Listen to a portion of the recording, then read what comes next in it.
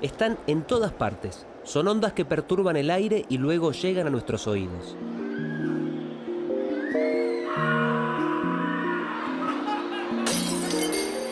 El sonido es una sensación que existe cuando alguien escucha. Se crea acá dentro, en el cerebro.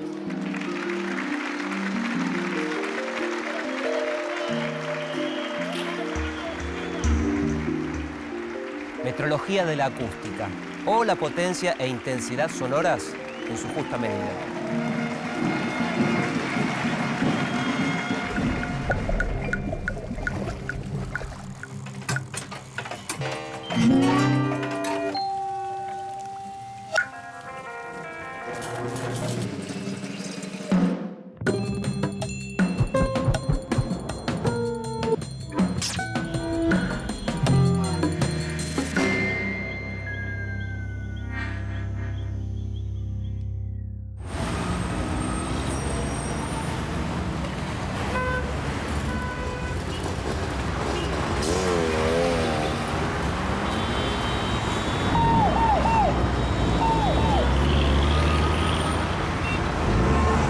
Desde que nacemos, y antes también, en el vientre materno, nos acostumbramos a escuchar.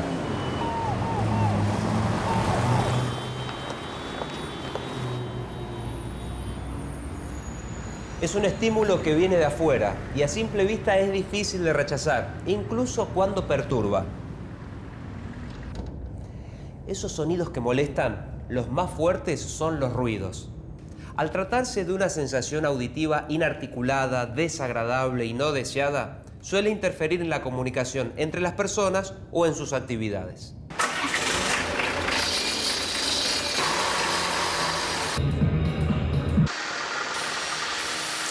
El ruido deriva del desarrollo tecnológico y está presente en la mayoría de las actividades sociales y laborales. Vivir en un mundo en donde todo suena tiene sus consecuencias.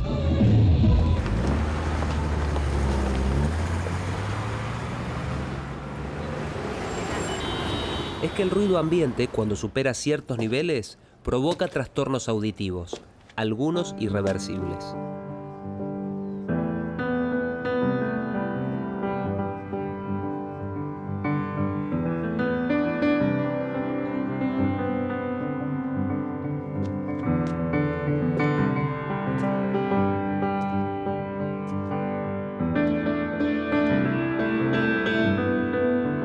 Y aunque uno quiera evitarlo, no por eso deja de existir.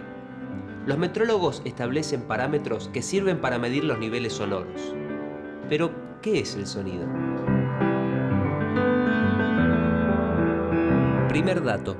Se trata de una sensación que percibimos con nuestros oídos y que se procesa en el cerebro. Segundo dato. Es una perturbación que se produce en el aire como consecuencia de las fluctuaciones que provocan las ondas sonoras, por encima y por debajo de la presión atmosférica. Son ondas, como también lo son la luz y todo el espectro electromagnético, pero presentan características distintas. A diferencia de las electromagnéticas, las ondas sonoras no se pueden producir en el vacío. Necesitan del aire o del agua. Además, avanzan a velocidades diferentes.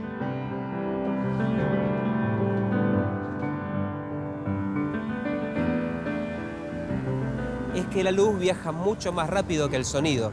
Por esa razón vemos el relámpago en el cielo antes que escuchar el trueno. Y si calculamos el tiempo que transcurre entre la aparición de la luz y el sonido, podemos deducir a qué distancia se produce la descarga eléctrica. Hay un dato preciso que necesitamos para realizar la ecuación. Es justamente la velocidad del sonido, que en condiciones normales de temperatura y humedad viaja a 344 metros por segundo.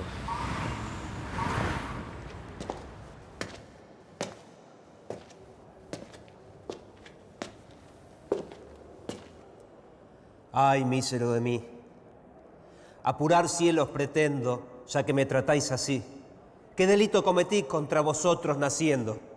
Aunque si nací, ya entiendo qué delito he cometido. El sonido se origina generalmente en un cuerpo vibrante al que se llama fuente. Un buen ejemplo es el cono de un parlante o un diapasón. Solo quisiera saber para apurar mis desvelos, dejando a una parte, cielos, el delito de nacer. Pero la fuente que tenemos siempre a nuestro alcance es la voz.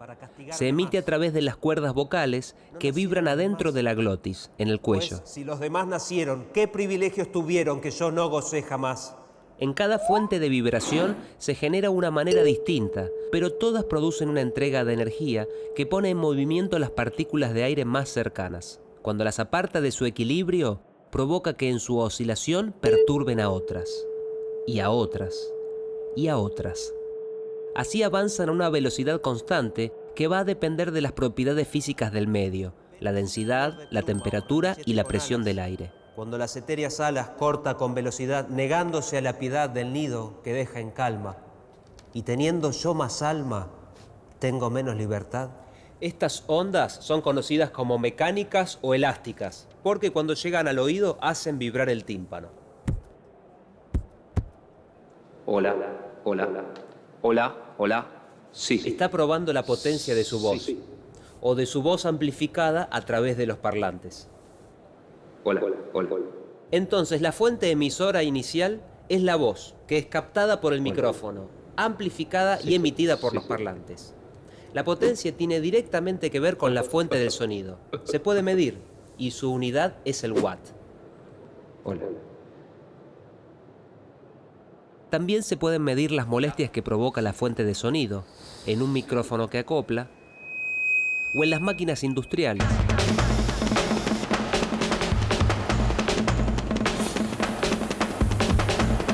Los metrólogos estudian y diseñan métodos de medición del nivel de ruido que puede resultar nocivo para el ser humano. También analizan diferentes posibilidades para reducirlo, sobre todo en la etapa del diseño de los equipos. A su vez, los sonidos inusuales pueden ser síntomas de la falla de una maquinaria o pueden marcar el momento exacto en que necesita mantenimiento. En algunos casos, si se comprueba que el ruido es dañino para los trabajadores, se recomienda un seguimiento audiométrico y la utilización de protectores auditivos. La potencia está en la fuente. En cambio, cuando se habla de la intensidad de un sonido, la referencia es la energía de la onda sonora, que a lo largo de su recorrido se va debilitando. Se absorbe en el aire, en los objetos y en las paredes que encuentra a su paso. La energía que se proyecta por el aire llega a los seres vivos, pero no todos escuchamos lo mismo.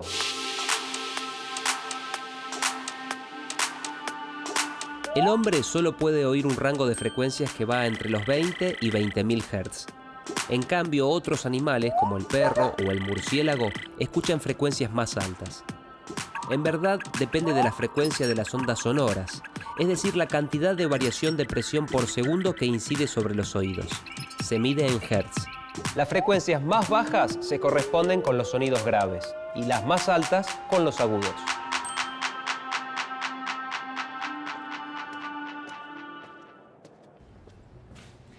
En definitiva, los sonidos resultan de una superposición de frecuencias y presiones diferentes.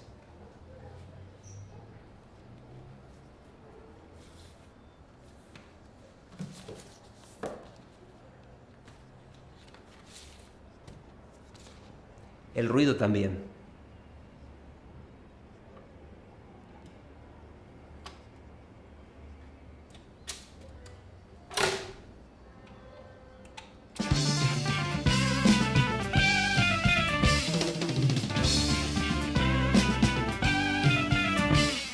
Este es el dibujo que hace una onda sonora. Podríamos imaginarla como el movimiento de un péndulo alrededor de la posición de equilibrio.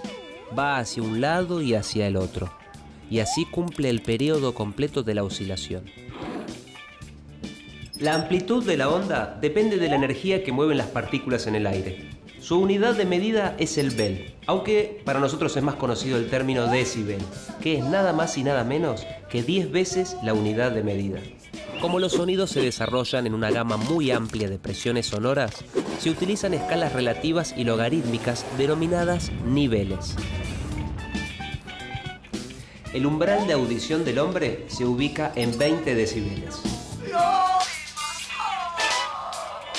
Si la energía es menor, el sonido que llega a nuestro cerebro es más suave. Según aumenta la energía, la amplitud es mayor. hasta que se convierte en ruido. Depende de la sensibilidad de las personas, pero los ruidos entre 100 y 110 decibeles pueden llegar a ocasionar lesiones en el tímpano y otras estructuras del oído medio. Y si supera los 120 decibeles, se percibe como un ruido insoportable que atraviesa el umbral del dolor. Los demás no sabes. El ruido de fondo que se considera tolerable para una persona es del orden de los 40 decibeles, aunque puede variar según la ubicación geográfica y los horarios. Es que no es lo mismo el ruido que se permite en una zona residencial que en un centro comercial o en un parque industrial. Pero además, el mismo sonido que se tolera de día, en la noche puede ser insoportable. Y no se considera lo mismo un día hábil que un feriado. Es así. Para preservar la audición y vivir en un medio ambiente confortable, hay que medir y legislar. A través del decibelímetro, los metrólogos traducen un número en una cantidad para determinar el nivel de ruidos de un lugar específico. Luego analizan si se encuentra dentro de los parámetros aconsejados. Esta es la norma IRAN 4062. Es el protocolo que se utiliza para medir los niveles de ruido que producen las fuentes sonoras y determinar cuándo se convierten en molestos. Los oídos se presentan como más permeables al afuera que los ojos porque no muestran una barrera visible como los párpados. Parecen siempre abiertos. Sin embargo, tienen mecanismos de defensa, pero hay que buscarlos en su interior.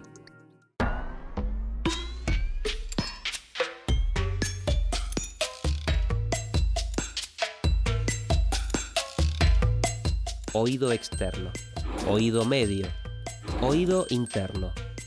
A través de toda esa maquinaria se captan las ondas sonoras que luego se transportan como señales eléctricas que el cerebro traduce en sonido. Es en el oído medio en donde se produce el mecanismo de defensa conocido como reflejo acústico. Los músculos que sostienen a los huesos encargados de amplificar las vibraciones del tímpano son como los párpados de los ojos y atenúan el impacto del exterior. Cuando pueden, porque a veces el ruido llega sin aviso y en ese caso el reflejo no se activa a tiempo. La contracción de los músculos se produce luego de medio milisegundo. Antes, el oído está desprotegido y puede dañarse.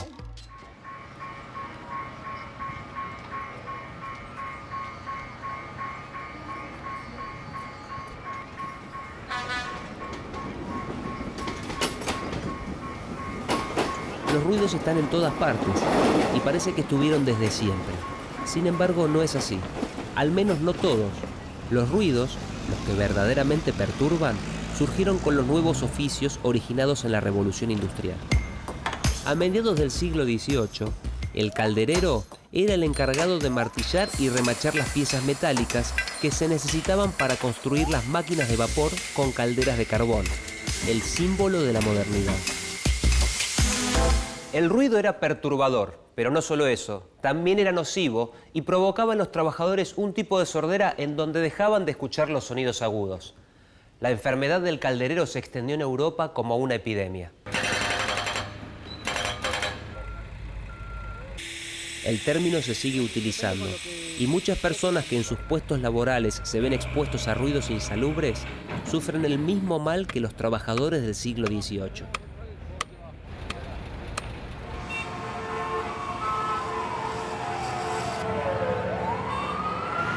Sin embargo, a diferencia de los tiempos de la era industrial, los niveles de ruido hoy en día se evalúan y se controlan.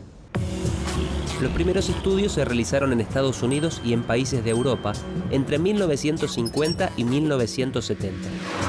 En esos años se trazaron los criterios de riesgo que todavía hoy se respetan como válidos. En nuestro país, la Ley de Higiene y Seguridad en el Trabajo está en vigencia desde 1972 y en el Decreto Reglamentario de la Ley 351 de 1979 se especifican valores límites de exposición al ruido para proteger la salud del trabajador. En 2003 se sumaron nuevas pautas laborales para evitar la pérdida auditiva.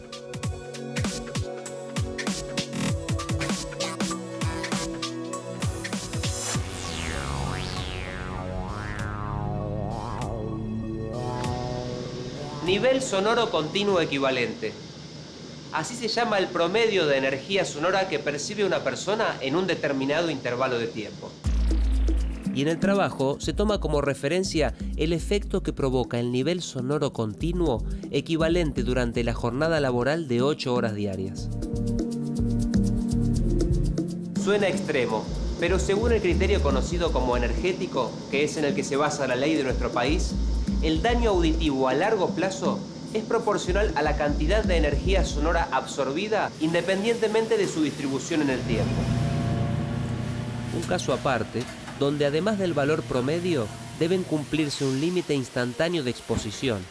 Es el de los ruidos de muy corta duración que se producen de manera abrupta y que son provocados por golpes como martillazos, impactos entre chapas, tubos metálicos o salidas bruscas de vapor o aire comprimido. El ruido puede ocasionar un daño temporario. También puede provocar una lesión permanente al oído. Una de las enfermedades profesionales más frecuentes es la hipoacusia perceptiva, inducida por ruido.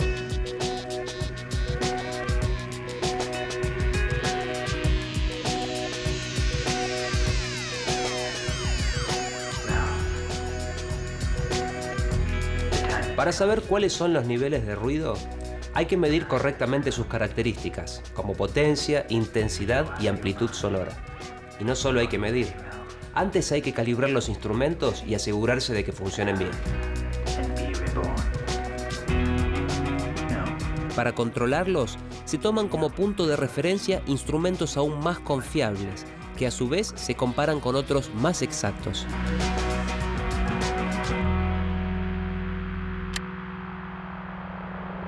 Hola. Sí. A la vez, todo instrumento de medición tiene asociado un error. Y toda medición tiene asociada una incertidumbre que hay que conocer y tener en cuenta para que el resultado sea válido.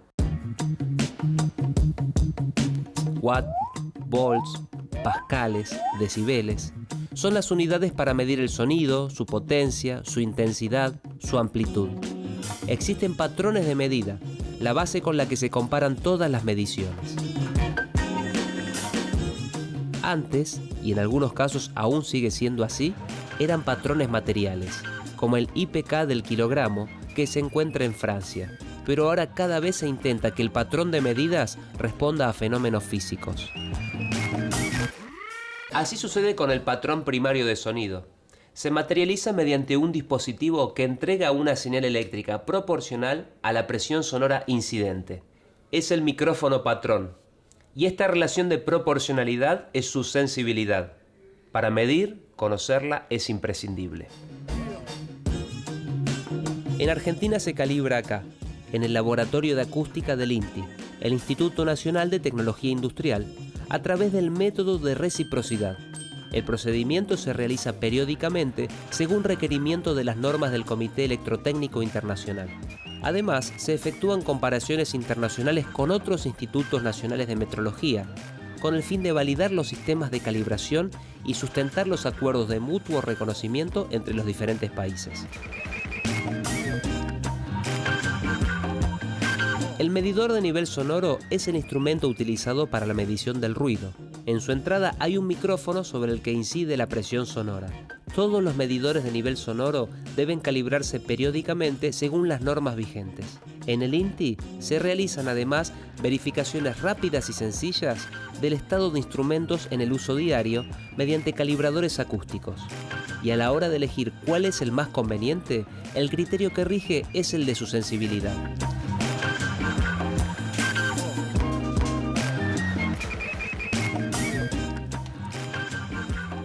Gracias. Este es un decibelímetro portátil que se llama dosímetro. El objetivo de este dispositivo es simple: medir los niveles sonoros cuando una persona se mueve por diferentes espacios en un mismo lugar de trabajo. También se puede utilizar cuando el puesto laboral es fijo, pero el ruido aumenta o disminuye en forma aleatoria.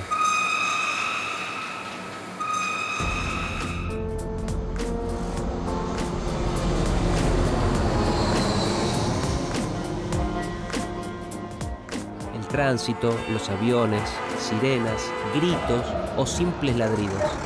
Todo se junta en un gran pentagrama disonante que los metrólogos clasifican para después dictar normas que deben respetarse.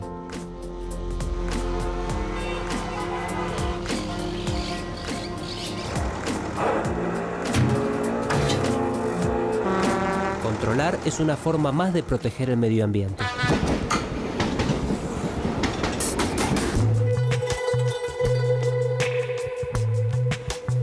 El ruido que contamina provoca trastornos físicos y emocionales, o fallas en la seguridad cuando produce interferencias.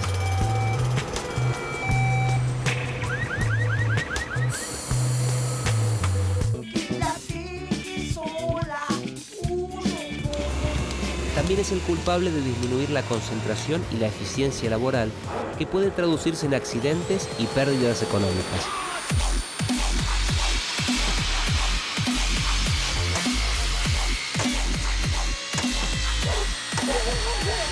Vivimos en una época asignada por el ruido. Estamos acostumbrados a sentirlo y a veces solo tomamos conciencia de él cuando se apaga. Es un intruso de los peores. Hay que medirlo.